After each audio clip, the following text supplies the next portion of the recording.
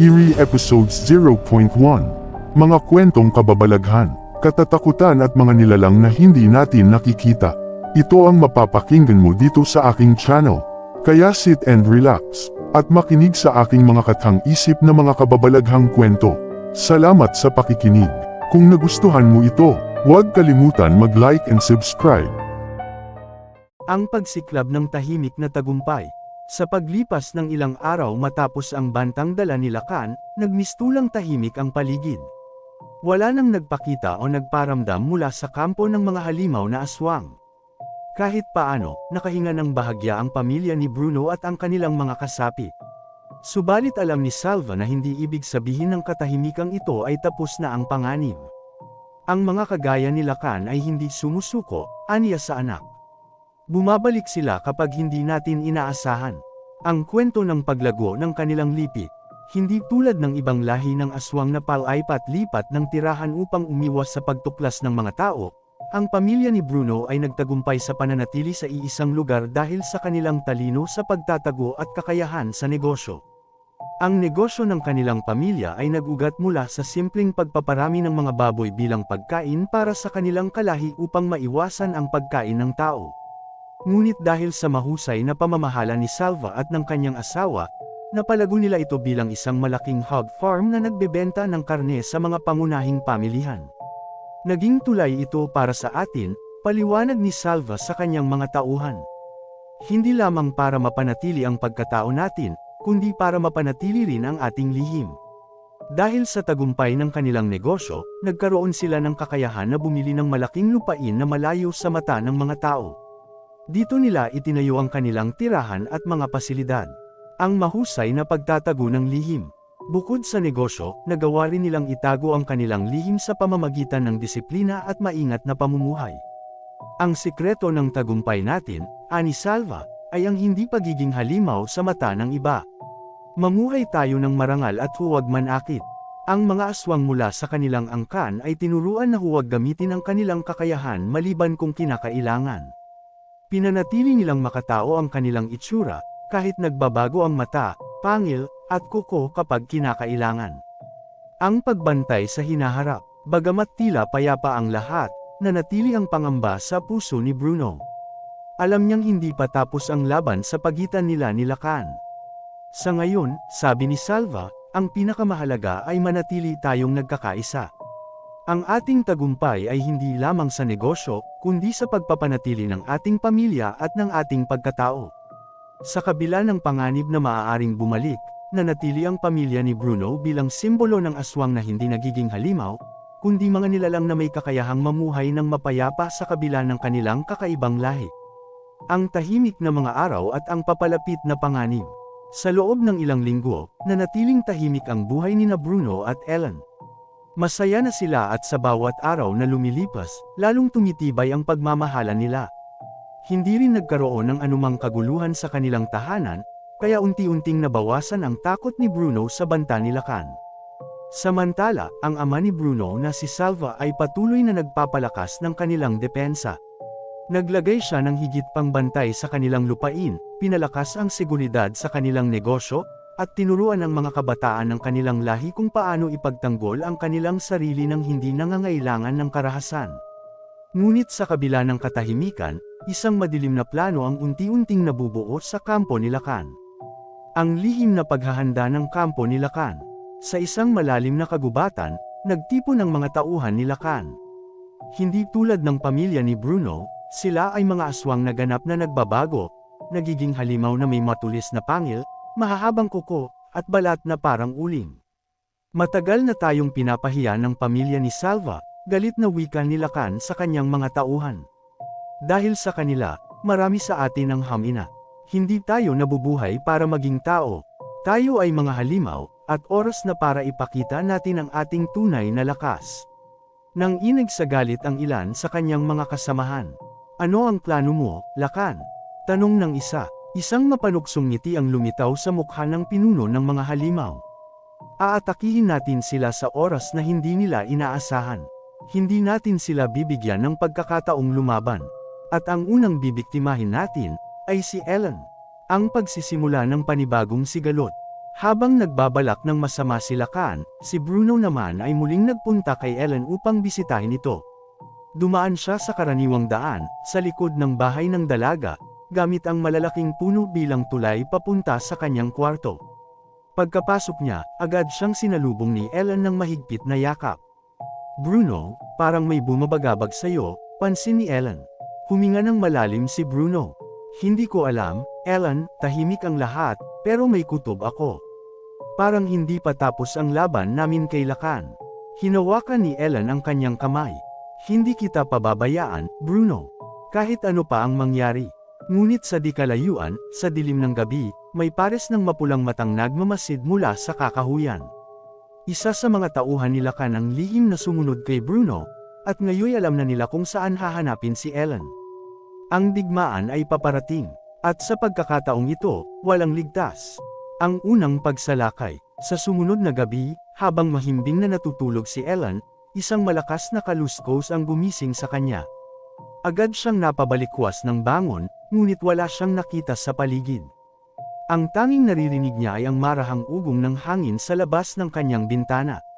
Samantala, si Bruno ay nasa kanilang lupain, abala sa pagtulong sa kanyang ama na si Salva sa kanilang negosyo. Hindi niya alam na sa mga sandaling iyon, unti-unti nang gumagalaw ang plano ni Lakan. Sa loob ng kadiliman, 3 anino ang dahan-daang gumapang papunta sa bahay ni Ellen. Ang isa sa kanila ay pumasok sa bintana, habang ang dalawa ay nag-abang sa labas. Ang kanilang mga mata ay pulang-pula, at ang kanilang balat ay nangangitim habang unti-unting lumalabas ang matatalim nilang pangil. Naramdaman ni Ellen ang malamig na hangin sa kanyang kwarto. Sa isang iglap, isang pares ng mapulang mata ang lumitaw mula sa dilim. Bago pa siya makasigaw, isang kamay ang mabilis na tumakip sa kanyang bibig. "Siya, sumama ka ng maayos," bulong ng mababang boses. Nang lumingon si Ellen, nakita niya ang isang lalaking aswang, isa sa mga tauhan ni Lakan. Ang galit ni Bruno. Habang abala sa pagtatrabaho, biglang nakaramdam ng matinding kaba si Bruno. Parang may bumibigat sa kanyang dibdib, isang pakiramdam na nagsasabing may nangyayaring masama. Agad siyang tumakbo papunta sa kanyang ama. "Ama, may hindi magandang nangyayari. Kailangan kong puntahan si Ellen." Napatingin ng seryoso si Salva sa kanyang anak. "Bruno, mag-ingat ka. Pakiramdaman mo ang paligid. Kung may banta, bumalik ka agad." Tumango si Bruno at agad na tumakbo patungo sa bahay ni Ellen. Pagdating niya roon, nanlaki ang kanyang mata nang makita niyang bukas ang bintana ng kwarto ng dalaga. Wala na si Ellen. Mabilis niyang naamoy ang presensya ng ibang nilalang, hindi ito galing sa kanilang lahi. Kinuha nila siya, bulong ni Bruno, nanginginig sa galit. Ang paghahabol. Walang inaksayang oras si Bruno. Sinundan niya ang bakas ng mga dumukot kay Ellen, gamit ang kanyang pang-amoy at bilis. Samantala, sa loob ng kagubatan, si Ellen ay itinatakbo ng mga aswang ni Lakan. Pinilit niyang lumaban, ngunit mahigpit ang hawak sa kanya. "Bitawan niyo ako," sigaw niya, ngunit ngumiti lamang ang isa sa mga aswang. "Pasensya na, babae, pero may mas magandang plano si Lakan para sa'yo." Sa puntong iyon, biglang lumitaw si Bruno mula sa kawalan. Mabilis siyang sumalakay, inabot ang pinakamalapit na aswang at itinapon ito sa isang puno. Nagulat ang dalawa pang aswang. "Bruno." Hindi na sumagot si Bruno. Ang kanyang mga mata ay nag-alab sa pula, at ang kanyang matatalim na kuko ay lumabas. Galit na galit siyang lumaban upang bawiin si Ellen. Ngunit bago pa niya maitaboy ang lahat ng aswang, isang malakas na alulong ang umalangaw sa paligid. Si Lakan. Dumating na ang tunay na panganib. At sa pagkakataong ito, hindi na nila ito matatakasan. Ang simula ng digmaan. Napaluhod si Bruno sa lupa habang pinagmamasdan ng papalayong anino nina Ellen at ng mga tauhan ni Lakan. Sinubukan niyang habulin ang mga ito, ngunit isang malakas na puwersa ang biglang hamarang sa kanya, si Lakan mismo. "Huli ka na, Bruno," malamig na sabi ni Lakan, nakangisi habang bumabakat ang matutulis niyang pangil. "Ang babaeng mahal mo ay nasa akin na. At oras na para tapusin na natin ang matagal nang hindi natatapos na laban." Hindi na nagdalawang isip si Bruno. Sa isang iglap, sumugod siya kay Lakan, ang kanyang mga kuko ay bumigwas sa ere. Napaurong ang kalaban, ngunit hindi nagpatinag. Sa isang mabilis na galaw, gumanti ito ng isang napakalakas na suntok na tumama sa dibdib ni Bruno, dahilan upang siya'y matalsik sa isang malaking puno. Masakit man ang tama, agad na bumangon si Bruno. Hindi siya maaaring sumuko, hindi ngayon. Ang paghahanda ni Salva. Samantala, sa kampo ng pamilya ni Bruno, agad na naramdaman ni Salva ang paparating na panganib. Alam niyang hindi ito isang simpleng pagdukot, ito ay isang deklarasyon ng digmaan. Ang lahi nila Khan ay hindi titigil hanggat hindi nila tayo napapatay o napapaluhod sa kanila, seryosong sabi ni Salva sa kanyang mga tauhan. Ngayon na ang oras para ipagtanggol natin ang ating pamilya at ipakita sa kanila na hindi tayo mahina. Agad na nagtipon ang hukbo ng pamilya ni Salva. Ang mga bantay ay naghanda ng kanilang mga armas, at ang bawat aswang sa kanilang kampo ay handang ipagtanggol ang kanilang lupain. Ang pagdurusa ni Ellen. Sa kampo ng mga halimaw, si Ellen ay iginapos sa isang matandang puno. Sa harapan niya ay nakatayo si Lakan, nakangiti ng mapanukso. Alam mo ba, Ellen? Ang dahilan kung bakit kita kinuha ay hindi lang para saktan si Bruno, bulong ni Lakan habang inilapit ang kanyang mukha sa dalaga. Ikaw ang susi sa pagbagsak ng kanilang lahi. Nanlaki ang mata ni Ellen. Ano ang ibig mong sabihin? Tumawa si Lakan. Ang lahi nila Bruno ay may sumpang pumipigil sa kanila na maging ganap na halimaw. Ngunit may isang paraan upang sirain ang sumpang iyon, at ikaw ang magiging susi. Anong ibig mong sabihin?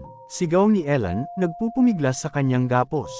Ngunit bago pa sumagot si Lakan, isang malakas na alulong ang umalangaw sa paligid. Dumating na sina Bruno at ang kanyang hukbo. Ang digmaan ng aswang. Sa isang iglap, sumabog ang kagubatan sa isang matinding labanan. Ang hukbo ni Bruno, sa pangunguna ni Salva, ay sinalubong ng mababangas na tauhan ni Lakan. Naglalaban ang dalawang panig, mga pangil laban sa pangil, mga kuko laban sa kuko. Ang lupa ay nababalot ng alikabok at dugo habang patuloy ang pagsasalpukan ng mga mandirigma. Sa gitna ng kaguluhan, nakipagsagupa si Bruno kay Lakan. Pareho silang sugatan, ngunit hindi sila nagpatinag. Palalayain mo si Ellen. Sigaw ni Bruno, habang iniiwasan ang matatalim na kuko ni Lakan. Hindi mo na siya makikita pang buhay. Sagot ng halimaw, bago sumugod ng buong puwersa. Ngunit sa isang mabilis na galaw, naiwasan ito ni Bruno at sinaksak ng matatalas niyang kuko ang dibdib ni Lakan. Isang nakakabinging hiyaw ang pumailan lang sa hangin. Napaatras si Lakan, hawak ang kanyang sugatang dibdib. Hindi, ito, maaari. Habang bumabagsak si Lakan, agad na tumakbo si Bruno papunta kay Ellen at pinutol ang mga lubod na nakagapos sa kanya. Ellen, ayos ka lang ba? Tanong ni Bruno, hinahaplos ang pisngi nito. Tumango si Ellen, bagamat nanginginig pa rin sa takot. Bruno, natatakot ako. Hinawakan siya ni Bruno ng mahigpit. Hindi kita pababayaan. Ngunit bago pa sila makaalis, isang nakapangangilabot na halakhak ang narinig nila. Si Lakan, kahit sugatan, ay bumangon muli. Ang kanyang katawan ay nagsimulang magbago, mas lumaki, mas naging mabangis. Hindi pa tapos ang laban na ito. At sa gabing iyon, ang tunay na bangis ng lahi ni Lakan ay tuluyang nagising. Ang matinding laban sa kagubatan. Sa madilim na kagubatan, umaalingaw ang tunog ng dahas. Habang naglalaban sina Bruno at Lakan, patuloy ang sigawan ng kanilang mga tauhan. Pinalibutan ng mga halimaw na aswang ang pamilya ni Bruno, at sa gitna ng kaguluhan, isang matulis na patalim ang lumipad sa ere. Habang abala si Bruno sa pagtanggal ng tali kay Ellen, isang matalim na sibat ang biglang tumama sa kanyang minamahal. Napasigaw si Ellen habang ang patalim ay lamagos sa kanyang tagiliran. Ellen, sigaw ni Bruno habang biglang nanlabo ang kanyang paningin dahil sa galit. Walang inaksayang sandali si Bruno. Hinawakan niya ng mahigpit si Ellen habang bumubulwak ang dugo sa kanyang sugat. Ang kanyang pulang mata ay nag-apoy sa galit, at isang napakalakas na alulong ang lumabas mula sa kanyang lalamunan. Dumating ang kanyang ama na si Salva kasama ang kanilang hukbo. Bruno, dalhin mo si Ellen sa ligtas na lugar. Kami na ang bahala rito. Ngunit hindi niya kayang iwanan ang labanan. Sa isang iglap, mabilis siyang umatake, dinurog ang mga buto ng sinumang hamarang sa kanya. Ang galit niya ay mas matindi kaysa dati, walang takot niyang hinarap si Lakan, na ngayoy humahadjejek sa panunuya. Masarap ba ang pakiramdam ng mawalan ng minamahal, Bruno? Sa saglit na iyon, wala nang awa si Bruno. Sa isang mabilis na galaw, inatake niya si Lacan. Sinaksak niya ito sa dibdib gamit ang isang matulis na patalim na inuberen ng espiritu ng kanilang angkan. Napasinghap si Lacan, at sa isang sigaw ng sakit, bumagsak ito sa lupa, wala ng buhay. Ang kapalit ng tagumpay, hindi nag-aksaya ng oras si Bruno. Binuhat niya si Ellen at agad siyang tumakbo palayo sa gubat, habang ang kanyang pamilya ay patuloy na nilalabanan ang mga nalalabing kalaban. Pagdating sa kanilang tahanan, agad nilang ginamo si Ellen. Nanginginig si Bruno habang pinipigilan ang pagdurugo ng sugat nito. Matatag ka, Ellen, kaya mong malampasan ito, bulong niya habang hawak ang kamay nito. Sa tulong ng kanilang kaalaman sa panggagamot, napigilan nila ang paglala ng sugat. Ngunit may isang bagay na hindi nila inaasahan, kahit pa gumaling si Ellen, tila may kakaiba sa kanya. Ang kakaibang pagbabago. Habang lumilipas ang mga araw, napansin ni Bruno ang pagbabago kay Ellen. Ang kanyang mga mata, na dati kayumanggi, ay tila nagkakaroon ng bahagyang pulang kulay sa tuwing natatamaan ng buwan. Ang kanyang pandinig ay naging mas matalas, at madalas siyang nakakaramdam ng matinding gutom. Isang gabi, habang mahimbing na natutulog si Bruno, nagising siya sa isang kakaibang tunog. Nang imulat niya ang kanyang mga mata, nakita niya si Ellen, nakaupo sa gilid ng bintana, nakatingin sa maliwanag na buwan. Ellen, bulong niya, dahan-daang lumingon si Ellen sa kanya. Sa kauna-unahang pagkakataon, kitang-kita ni Bruno ang malinaw na pamumula ng kanyang mga mata. Bruno, mahina ngunit nanginginig ang boses nito. Ano ang nangyayari sa akin? Napansin ni Bruno ang bahagyang pagkibot ng mga daliri nito. Ang kanyang mga kuko, unti-unting humahaba, tila may nais na sagpangin. At doon niya napagtanto, may isang bagay na iniwan si Lacan sa kanila bago ito namatay. Isang sumpang unti-unting bumabalot kay Ellen. Ang huling laban at ang bagong simula. Matapos ang matagal na panahon ng pag-iwas at pagtatago, muling nagtipon ang mga nalalabing tagasunod ni Lacan upang ipaghiganti ang kanilang pinuno. Alam ni Bruno at ng kanyang pamilya na hindi na nila maaaring iwasan ang labanang ito. Kailangan nilang tapusin ang sigalot upang makamit ang tunay na kapayapaan. Sa hating gabi, sa gitna ng kagubatan, muling nagharap ang dalawang pangkat, ang mga aswang na halimaw ng lahi ni Lacan at ang pamilya ni Bruno, na matagal nang namumuhay sa kapayapaan. Sa kabila ng matinding sugat na tinamo niya noon, naruroon si Ellen, handang ipagtanggol ang kanyang mahal. Ang bagong lakas ni Ellen. Nang magsimula ang labanan, naramdaman ni Ellen ang kakaibang sigla sa kanyang katawan.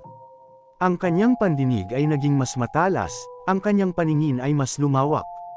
Alam niyang ang sumpang naiwan ni Lacan sa kanya ay maaaring maging sumpa o biyaya, at pinili niyang gamitin ito upang ipagtanggol ang mga mahal niya sa buhay.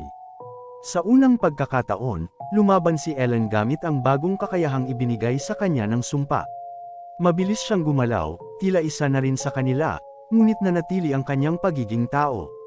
Naging matapang siya sa pakikipaglaban, pinilit niyang protektahan ang pamilya ni Bruno sa abot ng kanyang makakaya. Ang huling pagbagsak ni Lacan. Sa gitna ng labanan, muling lumitaw si Lacan, buhay ngunit mas marahas at mas malakas kaysa dati. Dinala niya ang madilim na mahika ng kanilang angkan at nagbadiyang tapusin ang lahat sa isang iglap.